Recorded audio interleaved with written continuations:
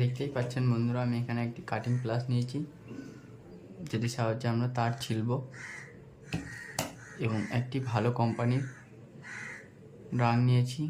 আপনারা যখনই রাং নেবেন একটু ভালো কোম্পানির নেবেন, যাতে আমাদের ঝালাইটি ভালো হয় এবং দেখতে সৌন্দর্য লাগে। এবং নিয়েছি আমি সোল্ডারিং পেস্ট, যেটিকে আমরা গালা বলি,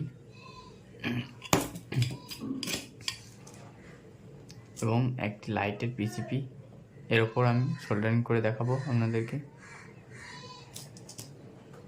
এবং দুটি তার নিয়েছি, ব্লু কালার এবং গ্রিন কালারের, এবং একটি 10 ওয়াটের তাতাল নিয়েছি।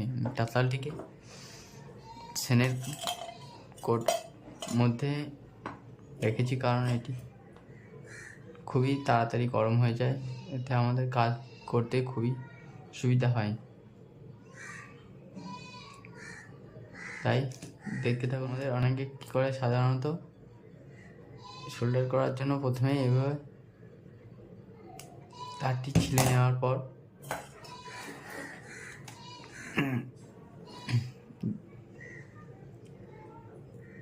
এভাবে অল্প একটু রাং লাগিয়ে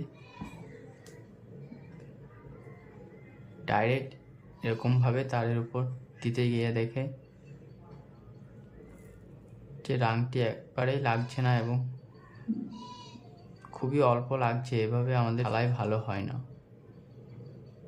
ভালো ঝালাই করার জন্য প্রথমে কি করতে হয় দেখুন, প্রথমে এই কালারটিকে বা পেস্টটিকে এই তারের মধ্যে একটু লাগিয়ে নিতে হয়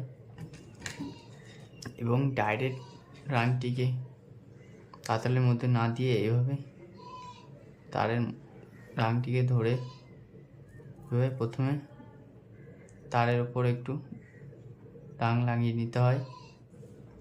এরপর আমরা এই পিসিবি বোর্ড যেখানে আমরা সোল্ডারিং করব সেই জায়গাটিতে এরকম স্লিপিং পেপার দিয়ে একটু ঘষে নিতে হবে, যাতে আমাদের সোল্ডারিংটি খুবই মজবুত হয় এবং সৌন্দর্য লাগে।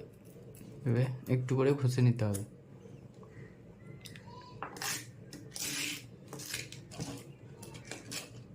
এরপর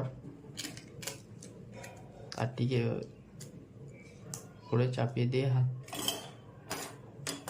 হালকা করে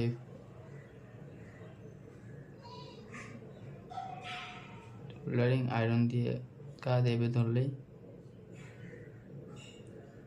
দেখতে পাচ্ছেন আমাদের সোল্ডারিংটি কত সুন্দর হচ্ছে এবং কত মজবুত। এভাবে আপনারা সোল্ডারিং করবেন, এটি সোল্ডারিং করার সঠিক নিয়ম। আপনারা যে কোনো মাপের তারের উপর এভাবেই সোল্ডারিং করতে হয়। আরেকটি পয়েন্ট লাগিয়ে দেখাচ্ছি দেখুন। একইভাবে এইভাবে প্রথমে তারটি ছিঁড়ে নেওয়ার পর প্রথমেই সোল্ডারিং পেস্টটি লাগিয়ে নিতে হবে। এরপর রাঙের ওপর ধরে আয়রনটিকে প্রথমে তারের উপর একটু লাগিয়ে নিতে হবে। এভাবে অল্প করে লাগিয়ে নেওয়ার পর দেখতে পাচ্ছেন আমাদের তারে ভালোভাবে লেগে গেছে। এরপর পিসিবিতে বসিয়ে এরকমভাবে